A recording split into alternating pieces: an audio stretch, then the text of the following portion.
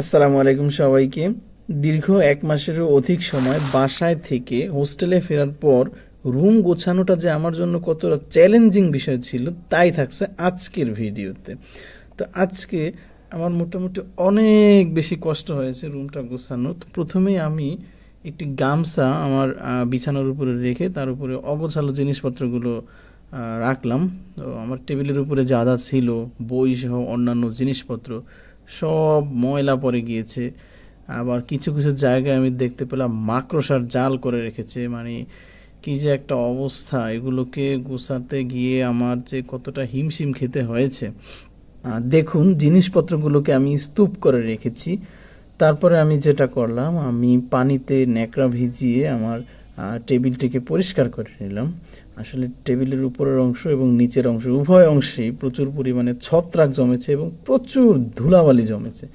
দেখুন নিচের অংশের কি অবস্থা, এটা তো মানুষের যে ঘর এটা তো বোঝাই যাচ্ছে না, মনে হচ্ছে একটা গোয়ালঘর। আল্লাহ, কি ময়লা আবর্জনা! মানে একটা রুমের মধ্যে যখন কোনো মানুষ থাকে না তখন যে এটা কতটা অযত্নে অবহেলায় পড়ে থাকে তা কিছুটা হলেও টের পাওয়া যাচ্ছে এখান থেকে। দেখুন কত ময়লা বের হয়ে আসতেছে। তো আমি একইভাবে টেবিলের নিচের অংশ ভেজা কাপড় দিয়ে সুন্দরভাবে মুছে নেওয়ার চেষ্টা করলাম। তারপরে আসলো ঝাড়ু দেওয়ার পালা। ঝাড়ু দিতে গিয়ে বিভিন্ন ধরনের জিনিস আমি পেয়েছি, প্রয়োজনীয় অপ্রয়োজনীয় অনেক জিনিসপত্র নিচে পড়ে আছে। তো তারপরে আমি রুমটাকে মুছে নিলাম ন্যাকড়ার সাহায্যে। তো এই হলো ফাইনালি গুছানোর পরে আমার পড়ার টেবিলের অবস্থা। তো মোটামুটি আমি কিছুটা হলেও পড়ার টেবিলটাকে মানুষ করতে পেরেছি, দেখতে পাচ্ছেন এখন মোটামুটি সুন্দর লাগছে আগের চাইতে। তো তারপরে হঠাৎ করে আমার চোখ পড়লো ফ্যানের দিকে। তো ফ্যানের যা অবস্থা, এটার যে কত পরিমাণে ময়লা ধুলাবালি জমে আছে, মানে এগুলোর কারণে ফ্যানে ঠিকমতো বাতাস হচ্ছে না আমার যেটা ধারণা, মানে স্পিড কমে যাচ্ছে এরকম একটা অবস্থা। তো আমি ফ্যানের যন্ত্রাংশগুলোকে পার্ট বাই পার্ট খুলে নিচ্ছি। এগুলোকে পার্ট বাই পার্ট খুলেই পরিষ্কার করতে হবে, আসলে এরকম ফিটিং অবস্থায় এটা পরিষ্কার করা সম্ভব না। তো আমি এক এক করে খুলে নিয়ে তারপরে আমি ভেসিনে চলে গেলাম। ভেসিনে গিয়ে সাবান পানির সাহায্যে আমি ঘষে ঘষে সুন্দরভাবে ফ্যানটিকে পরিষ্কার করে নিলাম।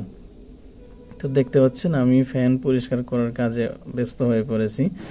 তো ফাইনালি ফ্যান পরিষ্কার করার পরে অনেক সুন্দর লাগতেছে, দেখুন কতটা চমৎকার।